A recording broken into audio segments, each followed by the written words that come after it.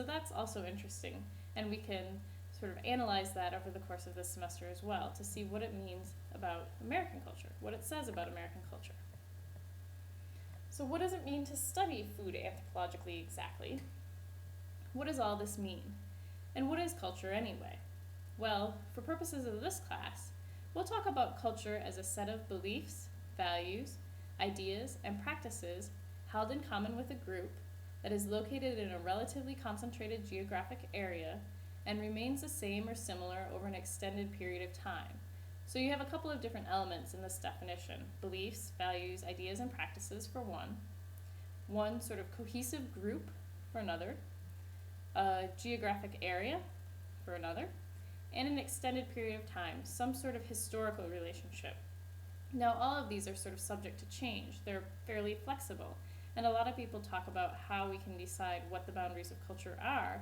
Now that there are people that live all over the world, immigration has vastly escalated across the world, from one place to another in the past probably about 50 years. And so this makes it hard to say, when is a person part of a cultural group and when have they shifted over to another cultural group? And we also, how much constitutes a group? How many people does it take to form a culture? 2? 10? 70? But for purposes of this class, this is a pretty good definition, I think. And maybe in your discussion board posts, you can also posit your own definition of culture. Does it sort of hang with this one? Is it parallel to this one? Or do you have something different when you think about culture? Now, cultural anthropology studies the variation in ways of life around the world and the many different ways of being normal. So this is one of the key items in cultural anthropology, this concept of cultural relativism, where we talk about no culture being better or worse than any other cultural group, but just they're different. There's different ways of being normal. And I think that this is one of the most fascinating things that anthropology has to offer us, is to really try to understand the values and the practices that seem like everyday normal life to one group, even if they might seem a little bit strange at first to us. Now, to study food anthropologically, we have to try to understand two different sets of things. First, we have how values, beliefs, and practices guide what people eat and what people think about food. And then we have how food and what people think about food reflect and have an effect on other aspects of culture. So these are two different things that are very close. They're kind of reflections of each other. So first, what people do impact what they eat or what they think about what they eat, and then what people eat and what they think about what they eat have an effect on other aspects in their life. It might seem a little bit confusing, but we'll talk more about it as the semester progresses. Now, one of the things that we'll talk about a lot in this class is that food is a cultural construction. And if you're an anthropology major, or even if you've taken any other anthropology classes before, you've probably heard something is a cultural construction. And you might be asking yourself, what the heck does that mean? So what does it mean to say that food is a cultural construction? We know what culture is, and we probably have a pretty good idea of what food is and what construction is. So what does it all mean? Understanding how cultures construct ideas and practices is this key element of anthropology. So of course, food exists in the real world and people need to eat it biologically and physiologically in order to live.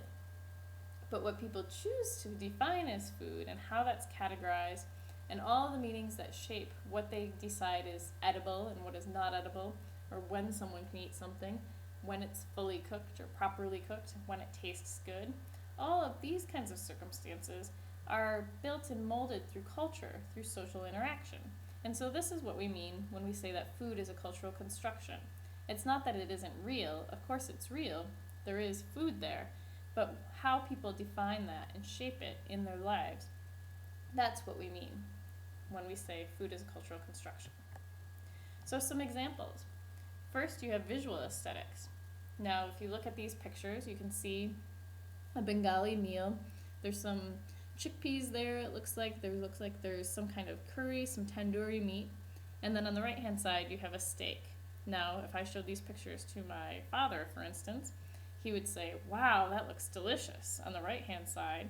And then on the left-hand side, he might say something like, wow, is that even food? That looks weird. My dad's not a real big Indian food lover. And he's also not used to it because he didn't grow up eating Indian food. He didn't have very much experience with it. He's a man from the Midwest, and so he has certain kinds of cultural values and ideas about what makes for a good meal. And it has something that his vision is a little bit closer to that picture on the right.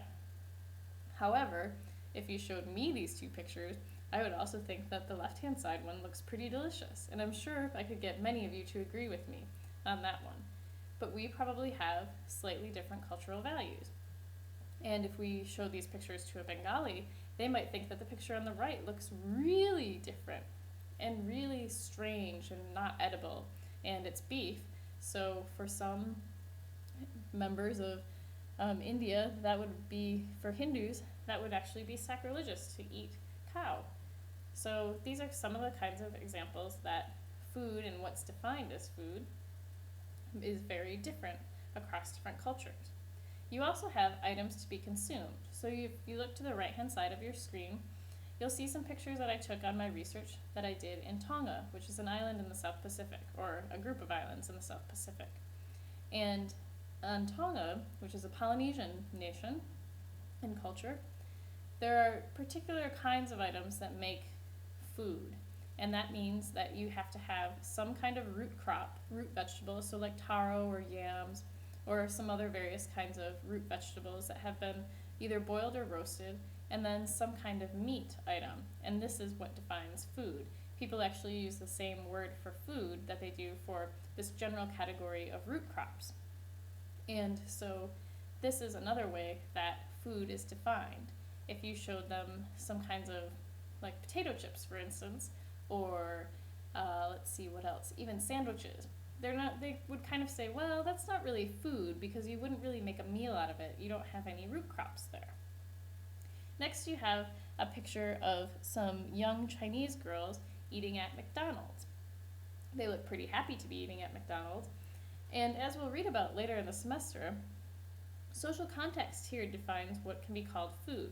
So in China, when McDonald's first came in, it was hamburgers and french fries were seen as snacks, not really food, because you didn't consume them with rice and you didn't necessarily eat them with your families. And so they were seen just as something to snack on in between real meals. So these are some of the ways that we can think about different cultural ways of defining food and what counts as a real meal and has real cultural value.